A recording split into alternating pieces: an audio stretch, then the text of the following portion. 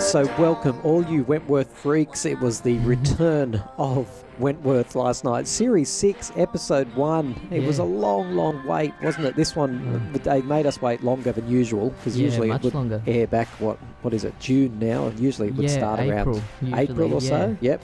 So a couple of extra months longer than usual. Was it worth it? We've got Ethan and Cameron here, and I'm Tim. This is the Time to Talk show. We're talking about Episode 1 of Wentworth. What do we make of it, Ethan? What did you think of the first ep?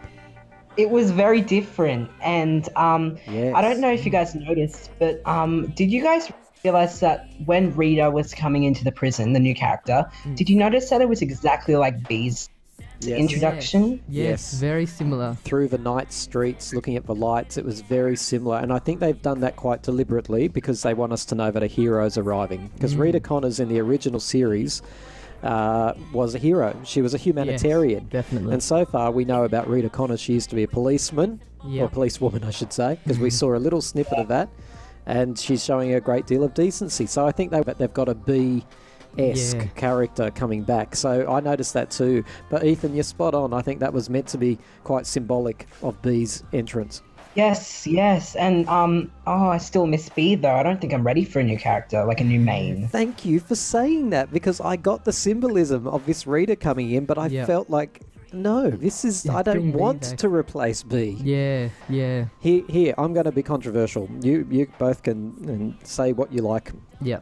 I was let down by Episode 1. Really? Every other season return, I've been like, wow, that was like, I'm sort of stunned after I watch it. Particularly Season 3, Episode 1, that was phenomenal. That was Season amazing. 2, Episode 1, all of them, really. This one, they really were redirecting us in the direction of new characters. And I was just like, no, I'm happy to be introduced, but I just want to know what's going on with the existing characters. I want to know, where's Joan, what's Frankie doing, what's Vera doing? And I suppose there was a bit of all of that in there, wasn't there? But there was a great emphasis on the new characters. Yeah, I feel like they were touching on the stories of the last season because they almost had to, because they needed to touch them up, because we haven't heard anything for a long time. But they really want to run away with these new characters, Ruby and Rita and stuff like that. And also this bald girl that seems like that's aggravating, Ruby and stuff. She seems to be like a character that's going to take off a bit. But did you feel like the filming of this episode was very distorted? Yes. Like, not in a bad way, but absolutely. Really, it was weird. It had a different feel, didn't it? I don't know if I can put my finger on what you're describing there, Ethan, but I got it too. It felt, the production value felt different, not worse. Just it definitely had a different feel. Yeah, like Season 5 they did that too. There were a lot more like aerial shots and moving from one place to the other with like a drone or something. With this one I think there's a lot more close-ups, or like maybe close-ups of two people more than just one person. I noticed when Liz and Ali were talking about that Frankie. shot I noticed too. I thought, ooh, and it almost looked like a different camera too, to be honest. It was like a different high definition or something. Puts you in a different spot, doesn't it? It does. Yeah. I also was so convinced that Frankie was going to be caught in that room, like in Iman's room. That was so What did I say worrying. when that was happening, Megs? When she was trapped in that room, what did I say? Dad said, they're coming for someone else. They're not coming for Frankie. Yeah, mainly because I work in that field a little bit, Ethan, so I know the police are always coming and knocking on someone's door. She'd have to be unlucky. But geez, I'm glad she's still on the run for another episode. Yes. That's really... And what's Miss Westfall done to her leg? A bad skiing accident, perhaps? Or is Ferguson down there in the basement somewhere and they've had a tussle? Something with that leg. I think Joan is alive, but she's just not returning until the last episode. Yeah, you've been saying that all along, and so far, you're right. I was expecting to see her come up somewhere in this episode. Or something, I mean, no, I suppose for me, maybe, first of all, I've been really critical, but one of the strengths of Wentworth series is they're always pushing this show into a new direction, always. And so updating the production, updating the stories, updating the characters, I get that's actually part of why I like the show. I just feel like maybe they went a bit over the top for a series return. With two different characters and all that. Yeah, and just the amount of time that was invested in all of that new storyline. Yeah. But for me, it was like, there was no freak. And there was no Sonia, my two favourite characters. Yeah, I was a bit bereft. Yeah. Yeah.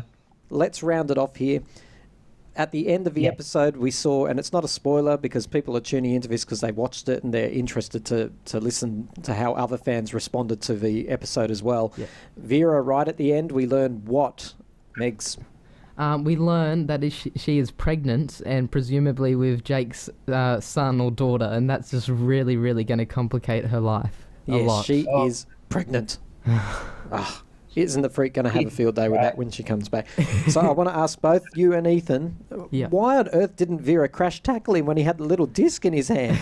I would have been doing one of those playground things. Give it to me, give it to me, give it to me, give it to me.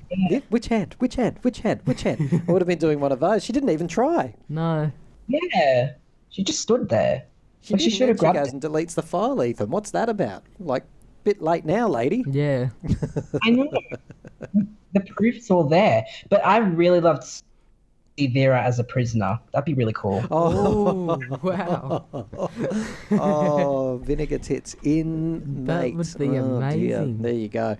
All right, predictions. Well, I'll go. I think Sonia will be back. Liz will be really, really concerned about that, obviously. Oh, yeah, Liz is screwed. Boomer's about to find out. Oh, hang on. Yeah. No, I got that tea from Liz. Yeah, exactly. But she's not going to lag That's because right. she's the queen of non-laggers. Yeah. Yeah, so she's pretty screwed. So when Sonia comes back with her smug face, like, "Hello, Liz." And I think there'll be the revolt again with Kaz's doctrine, because I don't think the prisoners really like that. It hasn't worked for her. Like last time, the freak got to be top dog when she was using that. The doctrine of no violence. Yeah, doctrine of no violence against other prisoners. I think maybe Ruby prisoners might see her potential as a top dog or something. Rita's going to be the top dog within half a series. I've got to say, Ethan, what are your predictions? I predict that Sonia is going to kill Liz in the shower, like we saw in those pictures. Is she going to shave her head? Oh, I think she's going to do something much worse than that. I want to see Liz bald. I've always said, I want to see Liz bald. Feedback's That'll coming. probably happen. I mean, she's back. She's more dangerous than ever. She'll definitely get a shaved head. Cameron and Ethan, thank you for the roundup of episode 1. We look forward to episode 2 in Season 7 6. days' time. How Yep. exciting.